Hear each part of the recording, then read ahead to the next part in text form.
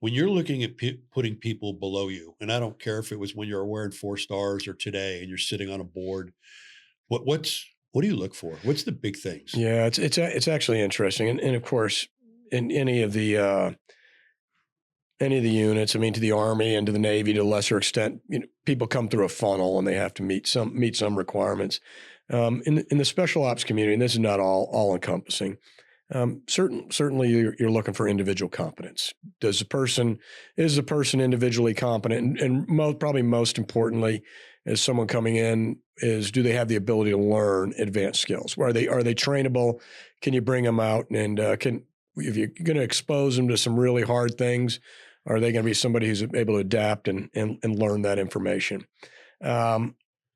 We can go on, and we can break out the different personality types, but I do tell people character does matter too. You want to get the right people in there, particularly in the community. And why it matters is what everybody's looking at all the time is risk, and it's risk, whether it's physical risk to an aircraft, it's physical risk to an assault team, or is it reputational risk? And you just know that you have to have a piece of, if the character is not right, you might be you might bring the most competent person on there, but you might be setting yourself up for something that could hurt you. And by hurt you, hurt the organization, hurt the team, and of course, hurt themselves. I mean, there's all of that involved in that. So I look for trainability, ability to work on a team, the individual competence. But I think we're foolish if we tend to think that what do we always say? As long as it's legal, moral, and ethical, you can do it. That's right. You don't have to come back for permission as long as you're hitting those gates. And it takes a person with character to realize it's legal, moral, and ethical. And I know sometimes that sounds in today's world like maybe a little bit too much of a Boy Scout, particularly after all the combat. But at the end of the day, I think it comes back to that. Yeah, and I think I agree. I don't think any of us. I think I had a great conversation one time with Bill Belichick, and he was talking about defenses in the NFL, and he was asking us, what do we look at when we are selecting people to come to our community? And it was funny. Somebody answered for us that gave the party line stuff that none of us agreed with, and I kind of do what I do. I stepped in. I said, "No, we're looking for this." I said, I essentially want a Viking that when I leave the room is still doing the right thing.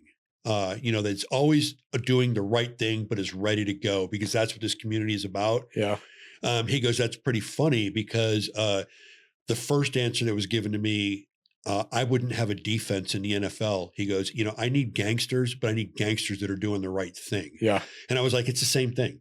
He's describing the exact same thing, that when you're switched on and it's go time, and then when the lights aren't on the football field or we're not on an op, we can still be good citizens, right? Yeah. I mean, but I just thought it was really amazing that the NFL could, be the same as what we do. Yeah. So I might not have the right source here.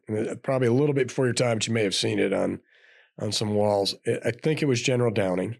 It might have been Bill Garrison. So I might be getting this wrong.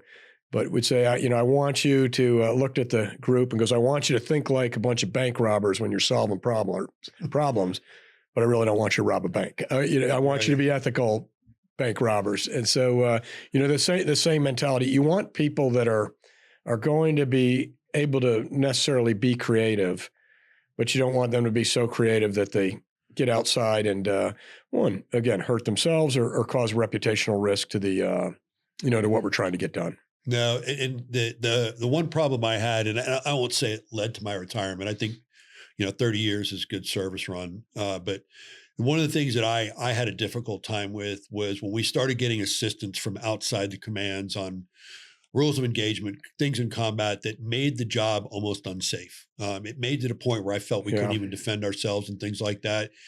And it got to the point where we heard the comments of, we're going overseas, it's time to lawyer up.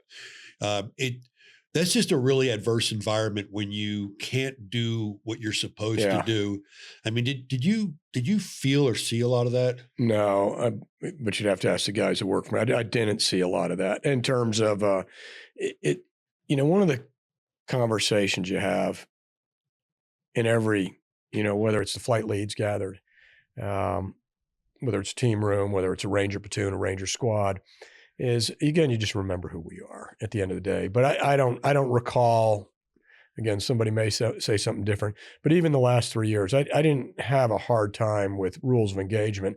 You understood them that, hey, if you're going, if you send, if you approve something, you have now authorized the use of force. Now you're expecting good judgment. I mean, that's the, Right. that's the idea there. But you've authorized the use of force, and if you had any questions about it, you probably ought to say something before they go out there. Right. Yeah.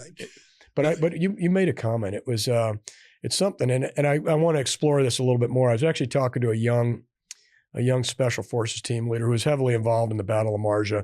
I won't say his name, but we were having a conversation. He says one of the things that he thought the senior military, this is probably NCOs and officers, early on in the fight, they weren't out there enough to see what it was that was really happening on the ground. So what does a report really mean that's coming from the ground? And can we help them try to help them understand some of the dilemmas that they're presented with? So I've thought about that, and I'm going to go back to him because I hadn't really thought about it in those terms. And he's right. He's right. And I tell him, I say, now you're right because people didn't understand, but whose problem is it to get down and understand the ground? It's certainly your unit on the ground is going to provide some information up, but it's your job to get on the ground and go see what they're doing, live in their shoes, understand the challenges, because sometimes it doesn't look as clean as a sit rep when you start talking a 24-hour period, a cycle of operations. It looks a little bit different when you can actually envision what might have happened on the ground there. So I agree.